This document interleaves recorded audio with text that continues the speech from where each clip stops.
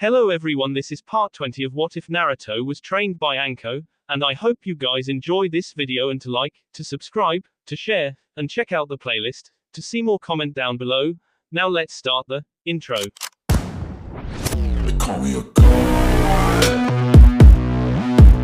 They call me a god.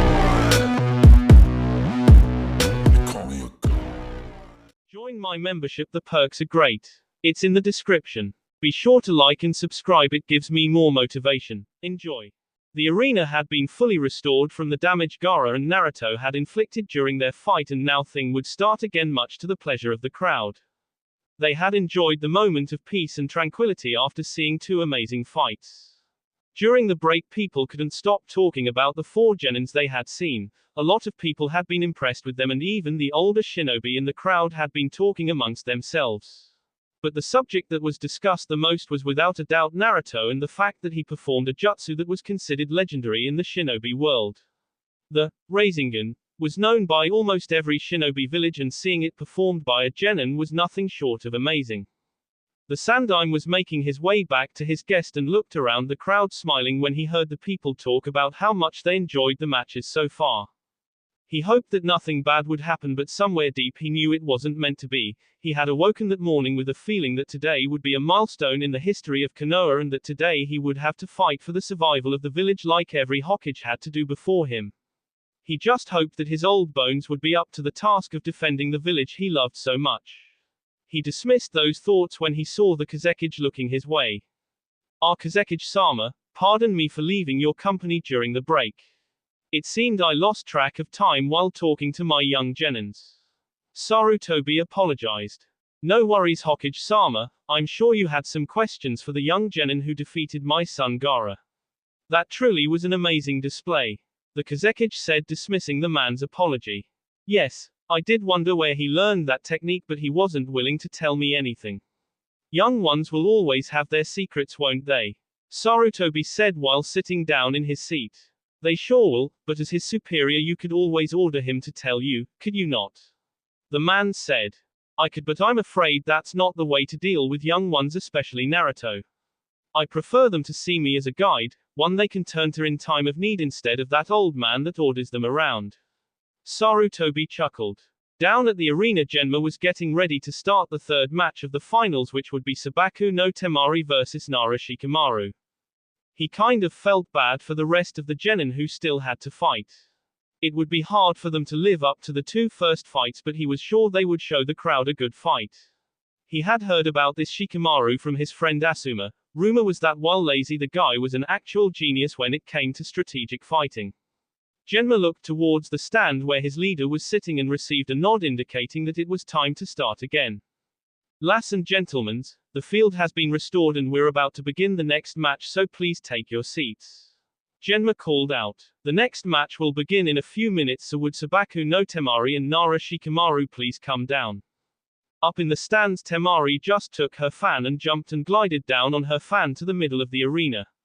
Shikamaru, however, wasn't so eager to start the match. He was just getting comfortable watching the clouds in the sky. "This is so troublesome, why do I have to fight a girl?"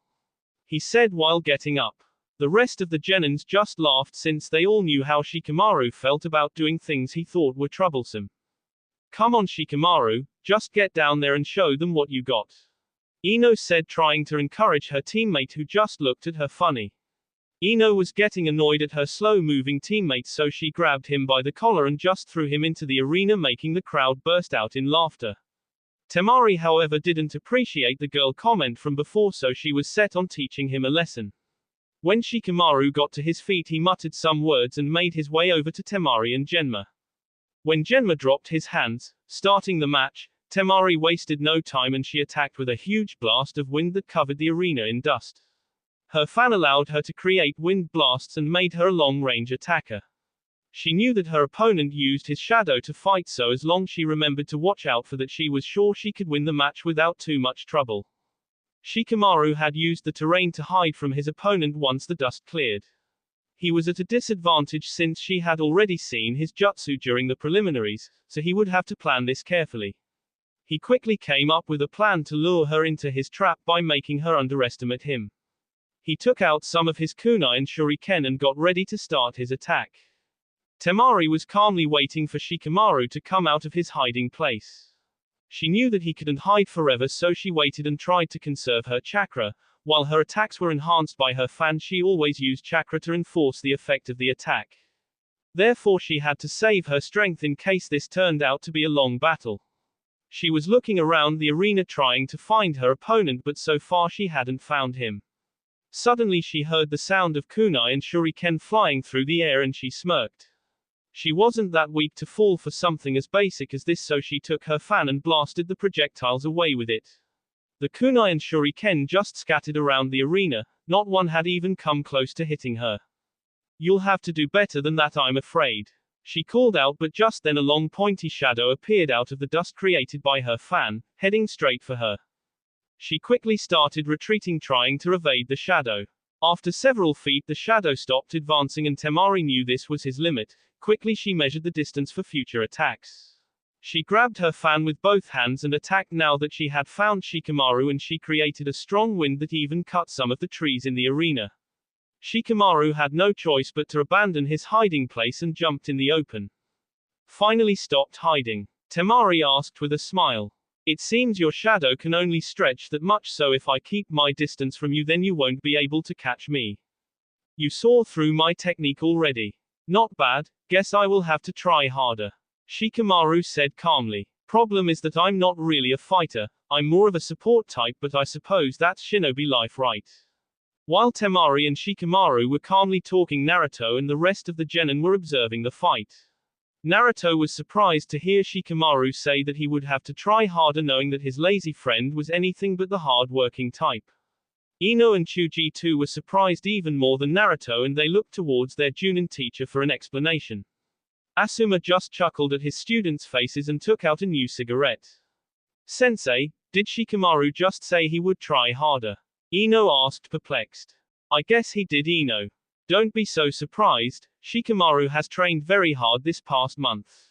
Actually, we have Naruto to thank for that," Asuma said, looking at Ino.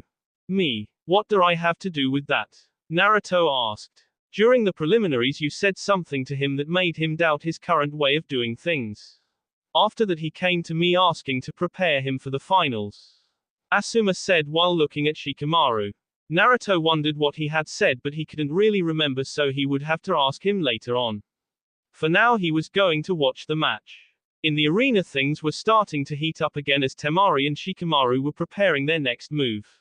Shikamaru was holding some kunai again while Temari just waited for the attack to come. Shikamaru grinned and threw one of his kunai towards her, but even before it reached her he detonated the explosive tag that he had wrapped around it, causing an explosion. This was meant so that he could hide once more from Temari's attack. Temari cursed, she had lost him again, and even though she wasn't hurt from the explosion, it had given her a scare. Searching the arena she wondered where her opponent had run to, knowing that there weren't many places to hide in the first place. She took her fan and used ninpu, Kamaiteki no Jutsu, to cover the arena with cutting winds that even left traces in the walls. Shikamaru just stayed hidden even though one of the winds had cut into his upper arm, making blood flow. The wound wasn't that big, so he would be fine, he mused. When the winds calmed down, Temari was breathing a little harder. She had used a little too much chakra in that last attack. While catching her breath she prepared herself for the next attack. She wondered what her opponent was planning. She didn't have to wait long as several shuriken and kunai came straight at her, but like before she just blasted them away with her fan. Again the same attack. "I won't work, I told you already," she shouted. She saw that the distance between her and Shikamaru was too big for him to use his Kijimane no Jutsu. But just then a shadow shot out from behind a tree. The shadow continued towards her, so she jumped back just to be sure it couldn't reach her. But to her surprise the shadow reached further than she expected and she narrowly escaped. She jumped to her right and the shadow seemed to follow her for a while before retreating. She calmed down before looking at her opponent. "I see, while we were talking the sun sank, making the shadow longer, giving you more range. Not a bad tactic, too bad it didn't work," she said while planting her fan in front of her. "Kijimane no Jutsu. Success," Shikamaru just said, and before Temari could ask him what he meant she felt herself getting caught by his shadow. "What? How?" Temari managed to say. I'll show you. Shikamaru said, turning his head, causing her to look behind her. Shocked, she saw that he had trapped her by using the shadows of the kunai scattered around the arena. When I used those kunai and shuriken, it wasn't to try and hit you. It was to use their shadows later on. During the preliminaries I noticed how you defeated Tenten easily, so there was no way I would make that mistake. However, I knew it would be impossible for me to catch you since you two saw my technique that time. So I formed a plan to catch you off guard. You mean that all your attacks were only distractions? Temari asked, bewildered. That's right. Using the shadows from the kunai was my plan from the beginning, but to use them I had to wait for you to step close enough to them. I used the last attack to distract you from my second shadow, who was slowly closing into you. Shikamaru said while stepping close to her, and due to the Kijimane no Jutsu, Temari too stepped forward. Unfortunately for me, that last attack took my last bit of chakra. He slowly raised his hand and looked towards Genma. I forfeit, he said, shocking almost everybody in the stadium. At the same time, his shadow let go of Temari, freeing her. Why did you forfeit? You had me at your mercy. Temari said, not believing the guy in front of her. Like I said, my chakra is almost gone and I don't have enough for another attack. I had hoped that my chakra reserves had grown enough during this month of training, but it seemed that was a bit too optimistic. He shrugged before turning and walking towards the stairs. Winner, Sabaku no Temari. Genma exclaimed. The crowd cheered loudly. They thought that after the first two matches none of the next matches would be able to compare, but they had been treated to a tactical match. The rest of the genin too were surprised at Shikamaru's performance, knowing that although he was very smart, he was even lazier. Ino, however, was surprised the most, and she was waiting to grill him on the words that he had said during the match. Okay, you have some explaining to do, Mr. Asuma-sensei told us that you trained really hard for this match. What gives? Ino said as soon as Shikamaru arrived. Troublesome women always on my case. Shikamaru muttered quietly. I trained so that I wouldn't get left behind. I mean, if Naruto, who was the last in the academy, can become so strong in only a year, then maybe I too could get strong enough to protect my village and family. Naruto told me that during his training he realized that being a shinobi isn't just fun and games, but that you risk your life on every mission. My dream was to become an average shinobi and retire when my kids were old enough to get married, but now I know that if I'm not strong enough, I will never live to see that day. He explained. Wow, that was pretty deep even for you, Shikamaru. Ino said, astonished at his words. Whatever, explaining it otherwise would be too troublesome. Shikamaru shrugged before he put a soldier pill in his mouth to replenish his chakra reservoirs. The rest of the genin just smiled at Shikamaru, somewhat relieved that the lazy shinobi hadn't changed too much, and even the Junin gathered there were smiling at Shikamaru's and Ino's interaction. Naruto remembered what he had said to his friend at the preliminaries, and he was glad that his words had a positive influence. The only one who seemed unimpressed or interested was Sasuke. He was staring at the genins with a scowl on his face. Idiots, the whole bunch of them. So what if Naruto got stronger? He is still inferior to me and there's no way I'll lose to the last. Sasuke thought, although he was intrigued by that last jutsu Naruto had used. Down at the arena, Genma was getting ready for the next match.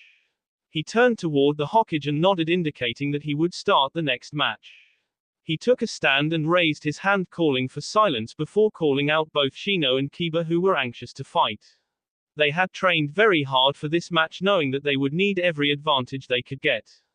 All right, let's go, Akamaru. Kiba said before jumping down to the arena. Shino, however, slowly made his way down using the stairs. Tough nobody could see it, he was slightly trembling from anticipation. This promised to be a good fight. He and Kiba had taken a friendly rivalry with each other, pushing them to get stronger every time. They knew that Naruto was stronger than them, but between Kiba and Shino their difference was very small, changing every once in a while. Naruto was cheering loudly for his teammates. Of course he couldn't take sides, so he just cheered for a good match. Kurenai and Anko too were cheering for their students. They knew that this match would be exciting even if they hadn't trained with them over the last month. The other genin were just cheering them both on, since they all had become friends of sort thanks to the time they had spent together. Genma looked at the two genin who were staring at each other. He could feel the excitement in both of them. Just as he was about to start the match, Kiba spoke. Shino, I won't go easy on you just because you're my friend and teammate. I trained very hard for this match and I'm not going to lose. He said, smiling. Likewise, Kiba, may the best man win. He said before sticking out his hand. Kiba just grabbed it and shook hands with his fellow genin. Genma smiled and raised his hands to start the match and dropped them. As soon as his hand came down, both genin jumped backwards to prepare for the first attack. Kiba and Akamaru were standing side by side preparing to attack first while Shino just stood there waiting. Kiba was about to attack when all of the sudden Genma jumped between them yelling for them to stop. What's going on? Why did you stop the match? Kiba asked, confused. Look around you, the whole stadium is under a genjutsu. We're under attack. Genma shouted as few dozen foreign shinobi entered the stadium. The shinobi were wearing Suna and Oto headbands and were starting to engage the leaf shinobi who didn't fall under the genjutsu. Get back to your Junin sensei and get your orders. The exam is now cancelled, this is war. Go. Genma said while throwing several senbon at the attacking shinobi. Kiba and Shino didn't need to be told twice and hurried up to the balcony. When they arrived, the Junin senseis were already fighting some Oto shinobi. Anko quickly called every genin towards her and issued orders. Sasuke, however, refused to listen and started to look for a shinobi he could fight. No way was he going to leave this place to hide like those other cowards. Anko shrugged, thinking Naruto and the rest would be better off without the Uchiha anyway. She could always punish him later for disobeying a direct order, which made a small grin appear on her face. Alright, listen up. We'll take care of the stadium. You guys help wherever you can, okay? Take down everyone that attacks Konoha but stay together. Don't try to be a hero, Konoha shinobi work together to get the job done. My final order is that you survive, do you hear me? Do not get yourself killed. She said, looking directly at Naruto and the genin. Then she just grabbed Naruto by the collar and kissed him in front of everybody, especially you. After that she went to help her fellow Junin in fighting. Well, let's get to work. If you were an attacking shinobi, where would you strike first? Come on people, we don't have lots of time. Naruto said, taking control. The hospital is my guess. The Hokage Tower. Lots of things there that could be a target. Shikamaru said. The academy. Take out future shinobi. Shino said calmly. Good thinking. Alright, let's split up. Hinata and Sakura, you two come with me. We'll go and secure the academy and take out every enemy on the way. Naruto said, earning nods for the two girls. Ino, Chuji and I will take the hospital. Shikamaru said while looking at his teammates who agreed. Shino, Neji, Tenten and I will take the Hokage Tower. Kiba said while standing up. He didn't really like Neji, but this wasn't the time for petty arguments, and even Neji seemed to realize that. The genins nodded at each other and gathered before leaving the stadium, each to their target. Naruto, Hinata and Sakura were jumping across Konoha using the rooftops to get to the academy. They could hear the alarm that sounded throughout Konoha, alerting the village of an enemy attack. Thanks to Anko and Kurenai, Naruto and Team 8 knew that several precautions had been taken to evacuate the civilians, but they were still worried about the innocent people. Suddenly Naruto heard a scream, and when he looked down he saw several people cornered by Oto shinobi. He changed direction and put his hand on his sword, already unsheathing it halfway while descending on the Oto shinobi. Hinata and Sakura too were taking out some kunai and shuriken to defend the villages. Well, what do we have here? What do you think, boys? Maybe we could have some fun. One of the shinobi said, advancing to one of the girls. But before he could reach her he felt an enormous pain. Looking down he saw that a sword was sticking out of his chest before dropping down. Naruto turned around while throwing a few of his disposable knives, hitting two other shinobi in the head, killing them instantly. Before any of the remaining shinobi could react, they too received a kunai in the head courtesy of Hinata and Sakura. Thanking them, Naruto went over to the civilians hoping that he would be able to calm them down. It's okay, we're from Konoha. We won't let you get hurt. Why aren't you with the evacuation group? Naruto asked. We were separated from the group during the chaos. We tried to make it to the shelters but we were cornered by them. One of the civilians said, not believing that Naruto of all people had saved them. Even though he didn't really hate Naruto, he wasn't friendly either to the boy. Alright, we'll help you get there. Naruto said before making several kage bunshin, one for each civilian. These clones will take you to the shelters and protect you from attacks. Each clone quickly grabbed a person and disappeared as fast as they could. Naruto just nodded and the three of them continued their way to the academy. While this was going on, Iruka was getting nervous. He heard the alarms and he and the other teachers quickly gathered the students. They didn't have much time. Iruka knew that the academy would be a prime target for attacks, so they had to hurry. Hoping that all the students were gathered, they quickly made their way outside. It was important that the kids didn't panic, so they told him it was just an exercise, but he could hear the sounds of battle quite clearly. Just as they left the academy, a large explosion threw almost everybody on the ground and made several of the younger students cry in fear and panic. Iruka quickly grabbed one of the youngest students and his fellow teachers did the same. They couldn't blame the children after all, they weren't trained for this kind of battle yet. Unfortunately, it seemed that his fears came true as he saw several enemy shinobi waiting for them. He put the child back down and slowly stepped forward.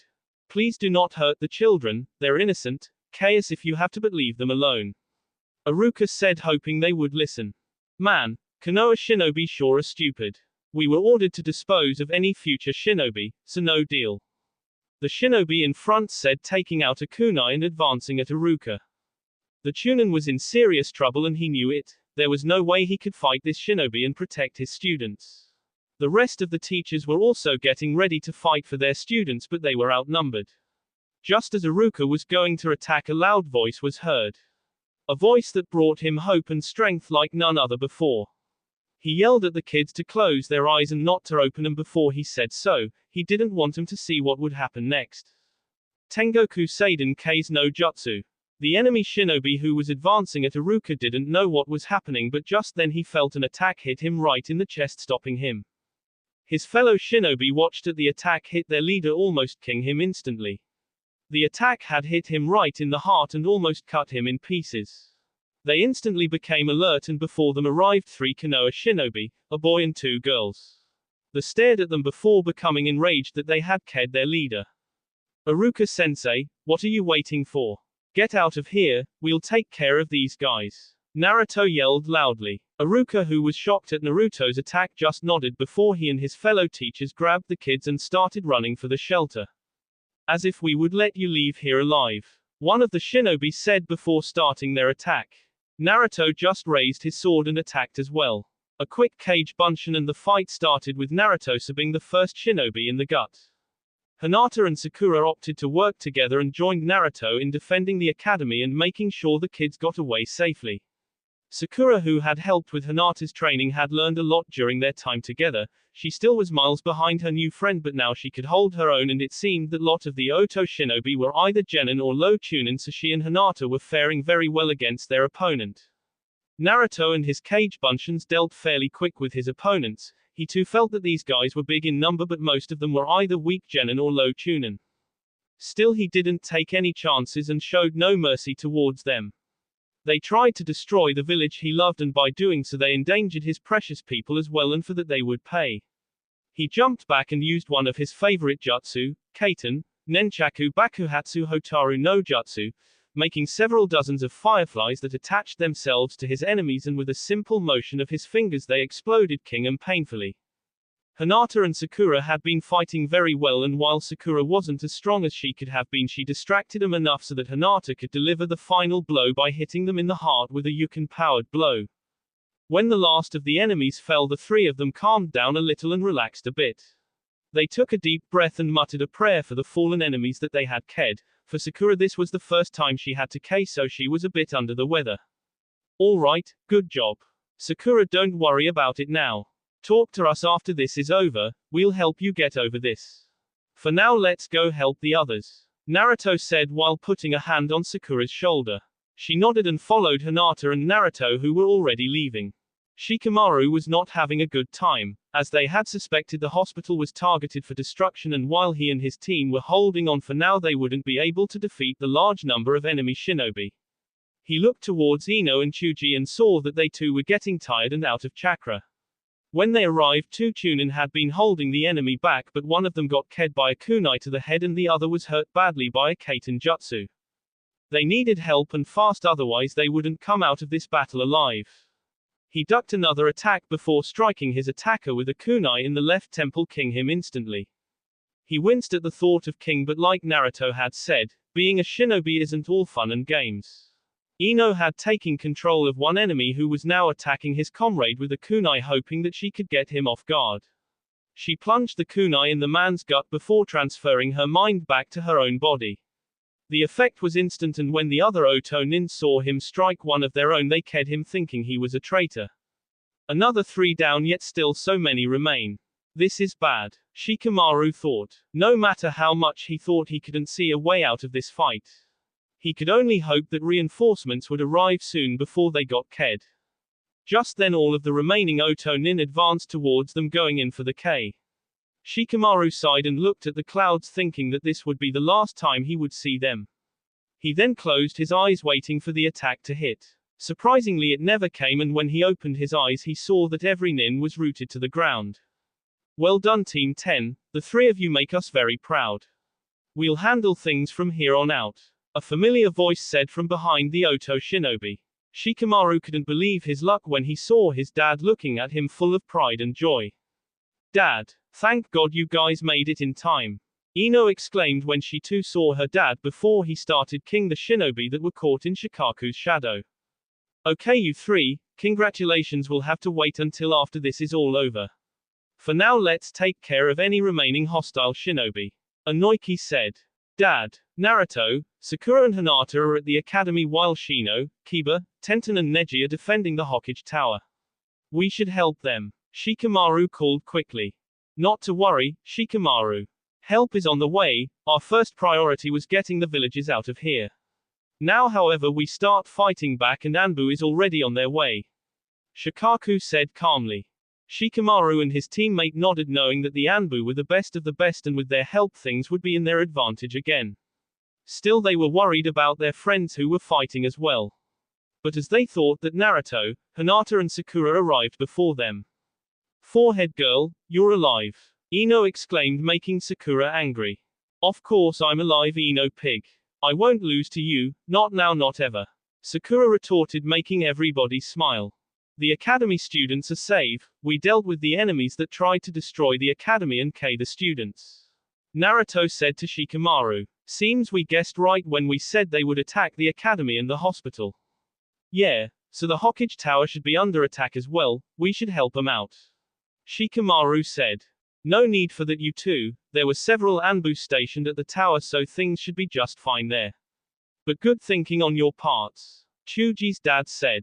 Great, if that's the case, I'm going back to the stadium to help out Anko-chan, Naruto before using Shunshin no Jutsu.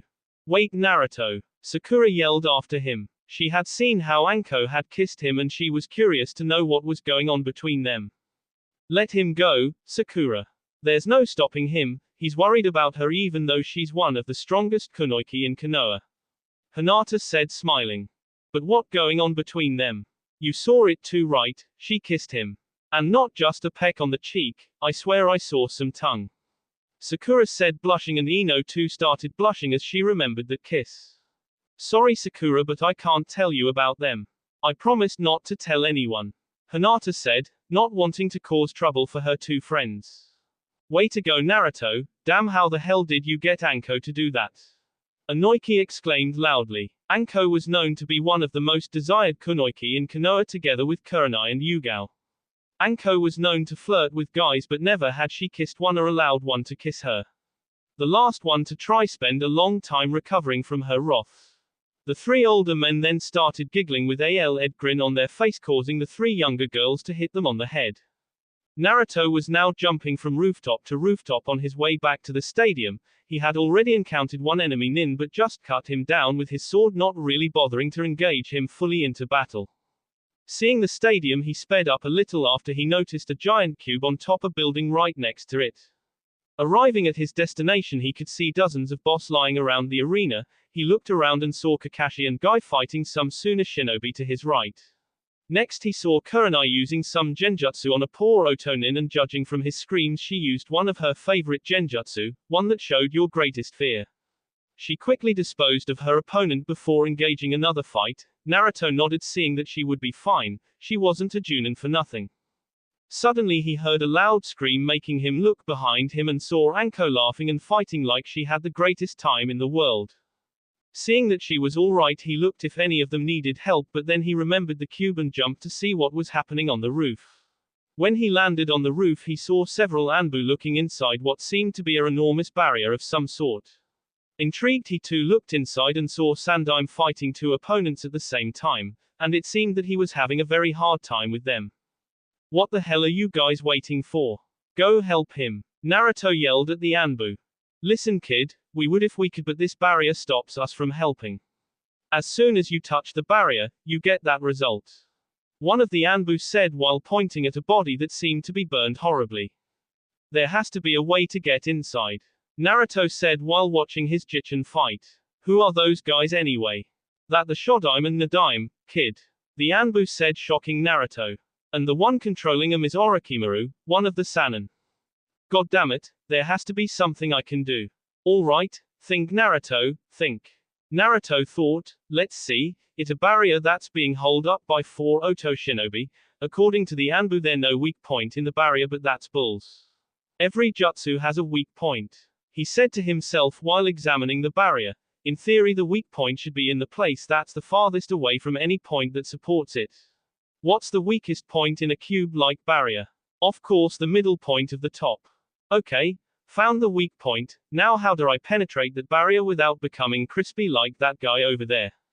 Jutsu won't help, neither will my sword. The Rasengan. Yeah, that could work, but I would have to use my special version just to be sure. Naruto thought. Alright, I have an idea, but I need your help. Naruto said, addressing the Anbu. Get real kid, there's no way you can get inside if we couldn't. One of the Anbu said, sneering at him. Look, either you help me and it works, or you can sit here and look how Sandime gets ked. Naruto exclaimed. The Anbu looked at each other and nodded. They might as well try since the kid seemed sure. Fine, what do you want us to do? Said the Anbu captain. I need one of you guys to throw me as high as you can up into the air and I will take care of the rest. Naruto said, happy that they decided to help. No problem, but for your sake I hope you know what you're doing. Otherwise you're as good as S. The man said. I'm Uzumaki Naruto and I won't S until I become the next Hokage, you can count on that. Let's get this show on the run. Naruto said with a foxy grin on his face, sticking out his hands so the Anbu could grab hold of them. The Anbu nodded and took both of Naruto's hands in his and held them tightly before he started to swing around to gather strength in his throw. Once he felt that he was going fast enough, he threw Naruto as far and high as he possibly could before looking up. Naruto flew upward a little dizzy from the turning around, but he quickly got over it and looked down as he started to fall. He quickly made a cage bunshin and grabbed onto it by holding their left hands. Together they put their right hands in front of them just next to each other and they started to gather their chakra. Halfway the fall, a large Rasengan appeared about 10 times the size it normally was. Naruto and his clone aimed for the point straight in the middle of the top of the barrier before slamming the Rasengan into it. Udama Rasengan. X. That will be all for this video. Be sure to like, subscribe, share, and comment down below for more videos. Goodbye.